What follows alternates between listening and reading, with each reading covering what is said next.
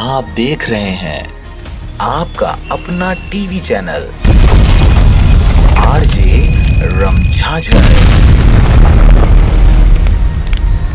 जज्बात के रंग भरोसा के संग।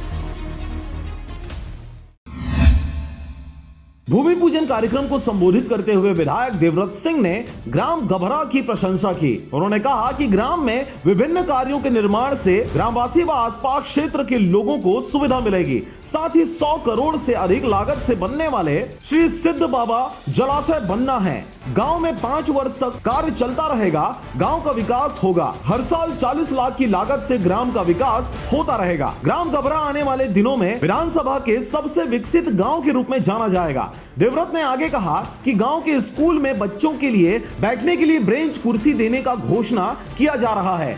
ग्राम गभरा को भी प्रधानमंत्री आदर्श ग्राम अनुसूचित जाति क्षेत्र ग्राम में जोड़ा गया है। गांव के विकास के लिए 40 लाख के और भी पंचायत में विकास कार्य होने हैं। आपको बता दें कि वार्ड नंबर 17 में गुरु घासीदास चौक किशन के घर से पंचू के घर तक सीसी रोड निर्माण कार्य, राजकुमार दाऊ के घर से इतवारी केवट के घर तक नाली गली कंक्रीटीकरण एवं नाली निर्माण, 1000 मीटर चंद्र कुमार कोसरे के घर के सामने हैंडपंप 1 यूनिट पंप क्षमता 1 HP 900 वाट से 5000 लीटर की स्थापना भी होगी। इस दौरान मंच पर आसपास गांव से पहुंचे लोगों ने विधायक देवव्रत सिंह से अन्य विभिन्न मांग करते हुए पत्र सौंपा। इसके निराकरण के लिए विधायक ने आश्वासन दिया। जनपद सदस्य श्रीमती पुष्पा कोसन दास कोसरे, हेमंत वकील, राजू भैया, इस अवसर पर पंचगण चंद्र कुमार कोसरे, सुरेश निषाद, तुलसी निषाद, किशन कोसरे, संतोषी कुर्रे, विमला कोसरे, सचिव रामविलास विश्वकर्मा, रोजगार सहायक चमेली सूर्यवंशी,